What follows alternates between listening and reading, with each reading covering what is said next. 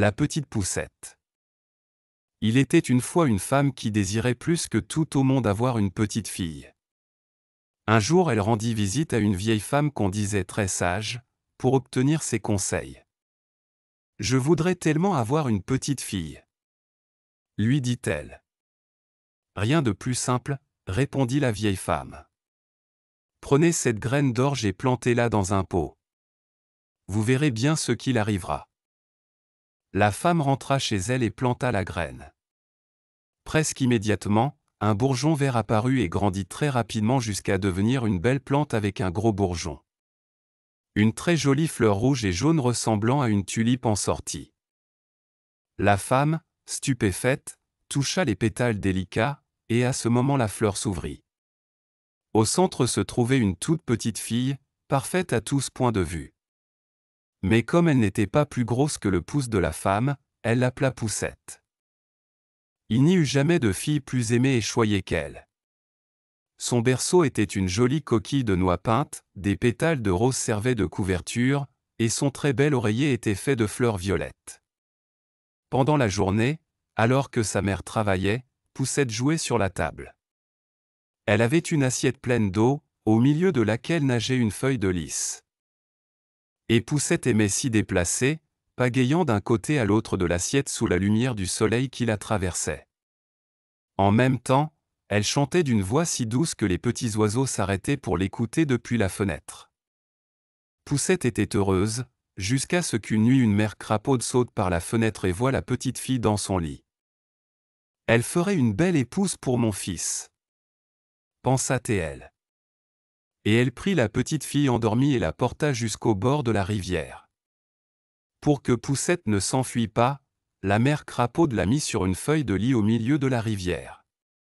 La petite fille n'avait pas peur, car cela lui rappelait l'époque où elle jouait sur la table.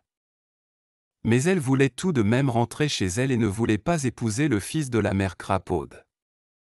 Lorsque la mère crapaude s'éloigna pour bâtir une maison pour son fils parmi les roseaux, Poussette resta en sanglotant sur la feuille. Alors un petit poisson, entendant la petite fille pleurer, sortit la tête en disant « Tu ne peux pas épouser ce vilain crapaud gâté par sa mère. » dit-il, puis il mordit le pétale de la feuille de lit et traîna la petite embarcation dans le sens du courant. Poussette se sentit plus heureuse en découvrant les beaux paysages du rivage. Un papillon vola vers elle parce qu'il voulait être son ami. Mais à ce moment-là, un gros scarabée noir l'attrapa au vol et l'emporta jusqu'à un arbre. Il la trouvait jolie, mais en la voyant, ses amis se mirent à rire en disant « Quelle horreur! Elle n'a que 2 pattes. » Le scarabée emmena alors Poussette dans une prairie pleine de fleurs.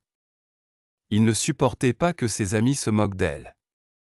Là, Poussette passa des jours heureux, buvant du nectar de fleurs et jouant avec ses amis papillons. L'été passait ainsi, mais petit à petit, les jours raccourcissaient. L'hiver approchait et les nuits devenaient plus froides. Poussette savait qu'elle ne pourrait pas survivre à l'hiver si elle n'avait pas de maison. Lorsque les premiers flocons de neige tombèrent, elle s'enveloppa dans une feuille sèche et commença à chercher un abri. Lorsque la petite fille, grelottante de froid, commençait à perdre tout espoir, elle trouva une petite souris très occupée à installer son nid. « Tu peux rester avec moi dans ma petite maison, » dit la souris gentiment. Dans ce foyer confortable, Poussette était heureuse jusqu'à ce qu'un ami de la souris leur rende visite. C'était une taupe mâle qui vivait sous terre et qui tomba bientôt amoureux de Poussette et voulut l'épouser. « Tu as beaucoup de chance, » dit la petite souris. « Cette taupe est riche. Vous ne manquerez jamais de rien. » Un jour, la taupe emmena Poussette voir sa maison souterraine.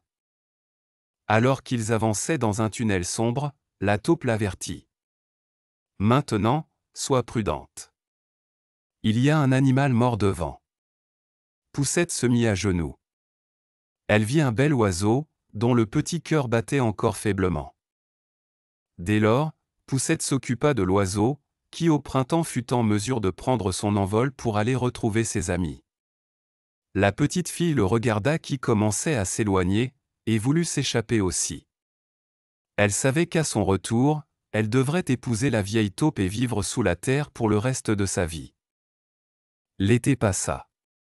Les feuilles d'automne bruissaient déjà sous ses pieds lorsqu'elle leva les yeux vers le ciel bleu pour la dernière fois. Elle ressentit une immense tristesse.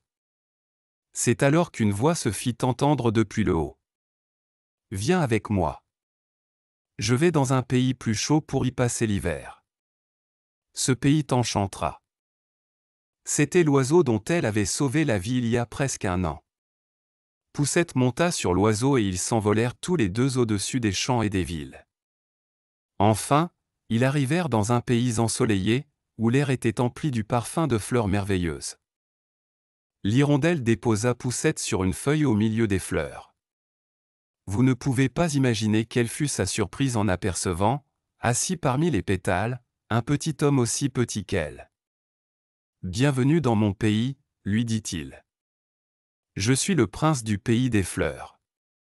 Je suis très heureux de te voir.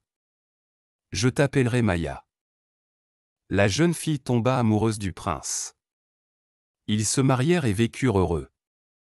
Si vous tendez l'oreille, vous pourrez peut-être encore l'entendre chanter joyeusement dans l'air parfumé du pays des fleurs.